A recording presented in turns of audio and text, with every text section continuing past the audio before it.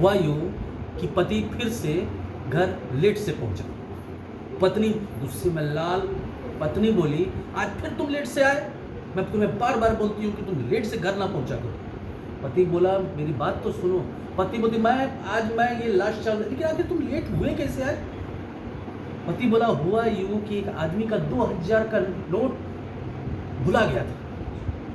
तो पत्नी बोली, फिर ये देखो, बेकार की बातें मत करो हमसे, हैं? तुम लेट आए, हर दिन लेट आते हो, आज भी लेट आए। एक मिनट, वो 2000 का नोट अगर उसका बुलाया, तुम्हारा तो नहीं बुलाया था, तो क्या तुम उसको खोजने में तुम उसकी मदद कर रहे थे क्या? बोला, नहीं, उस 2000 नोट के ऊपर मैं खड़ा था। तब पति बोलती है, अरे वाह, 2000 का नोट मिला क्या? हुआ यूँ, एक नया दंपति, एकदम फ्रेश दंपति बर्तन वाले के दुकान के पास गया, बर्तन लेना था। अब नया दंपति, नया शादी हुआ था। पति का कुछ मन तो पत्नी का कुछ मन, तो एक गिलास लेना था उन लोग। गिलास तो छोटा गिलास, पत्नी बोली छोटा गिलास लेते हैं। पति बोला, नहीं, बहुत बड़ा गिलास लेते हैं। पत्नी बोलती है, अरे हम बोल रहे हैं ना छोटा गिलास लेते हैं। पति बोला, अरे बड़ा गिलास लो, समझो। दोनों में डिस्कस होते होते बहस में बदल गया, जो पति पत्नी के बीच में होता है। दुकानदार देखा कि बहुत ज़्यादा दोनों में लड़ाई हो रहा है। बोला, सर, वोमेंस डे ख़त्म हुआ, लेकिन वोमेंस डे हमेशा है, किचन का मामला है, छोटा ही गिलास ले लीजिए। बोला, अरे यार, तुझे सिर्फ बेचने की पड़ी है, वो छोटे से गिलास है, मेरा हाथ नहीं घुसता है, धोने के समय मैं कैसे हाथ घुसाऊंगा, कैसे मलूंगा? दो फौजी छुट्टी काट के, महीने भर की छुट्टी काट के वापस अपने जॉब पे जा रहे थे। दोनों में बात हुआ।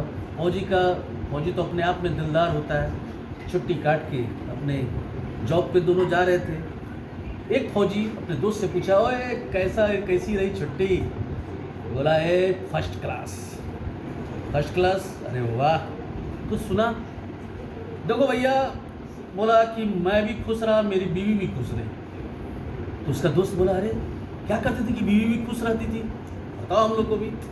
देखो, सुबह हम लोग उठते थे, मेरी पत्नी बेचारी सोई रहती थी, मैं समय से उठ जाता था। फौजी जो ठहरा, चाय बनाने के लिए चला जाता था। जब एक कप चाय बनाता था तो सोचता था कि चलो पत्नी के लिए भी चाय बना लेता हूँ, उसको भी पिला दूंगा। वो सुबह मैं चाय बना के दे देता, वो भी पी लेती थी, मैं भी खुश, मेरी बीवी भी खुश। अब नाश्ता बनाने की बारी आई। अब हम बैठे क्या करें, टाइम पास ही नहीं हो रहा था, और हम भी फौजी आदमी। बोला, कुछ करते रहो। तो नाश्ता बनाने भी लग जाते थे। आलू प्याज जो भी है सब चीज़ लेके बैठ गए और काटना स्टार्ट कर दिए। अपने लिए रोटी बनाई, बीवी के लिए भी 2 रोटी बना दी, चलो वो भी खा लेंगे। वो भी खाई, वो भी खुश, मैं भी खुश। उसके बाद भैया हम लोग दिन भर दोस्तों के साथ मस्ती करते थे। दिन भर पूरा मस्ती किए। मस्ती करने के बाद जब हम लोग लौटते थे तो मैं देखता था कि मेरी बीवी बच्चों के साथ, घर में माँ पापा हैं, उनके साथ वो बेचारी थक जाती। मतलब उस समय फिर चाय बनाने का मन किया तो चलो चाय बनाने के लिए चले गए। अदरक दे के चाय बनाने की, चलो मैं तो पीऊँगा ही, 1 कप चाय और बना लूँगा और बीवी को भी दे दूँगा वो अदरक वाली। उसको भी मैं चाय दे दिया, वो भी पी ली, मैं भी खुश, मेरी बीवी भी खुश।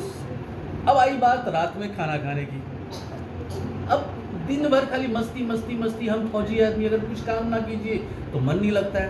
अब मैं सोचा चलो, और एक बात और है कि मुझे बस अपने हाथ का ही बनाया हुआ खाना अच्छा लगता है, समझ रहे हैं ना भैया? हम बोले चलो यार, अपने हाथ से ही खाना बना लो। रात में खाना भी हमने बना लिया। बनाने के बाद उसके लिए भी रोटी बना दी। खाना खाने के समय में जब वाइफ को हम पूछते हैं कि कैसा है खाना, अरे वाह, आपके हाथ का तो खाना दुनिया में इतना अच्छा खाना नहीं है, आप अपने हाथ से ही खाना मुझे खिलाया करो। अब देखिए, मैं भी खुश, मेरी बीवी भी खुश। अब बचा अंत में, अब दिन भर अगर थोड़ा सा अगर मेहनत वाला काम ना हो ना तो शरीर अकड़ जाता है। बचा क्या? तो बर्तन। रात में हम बर्तन भी धो देते थे। बर्तन धोने से पूरा शरीर का दर्द भी खत्म हो गया और मैं भी खुश और मेरी बीवी भी खुश। ये तो भैया मेरी ज़िंदगी थी।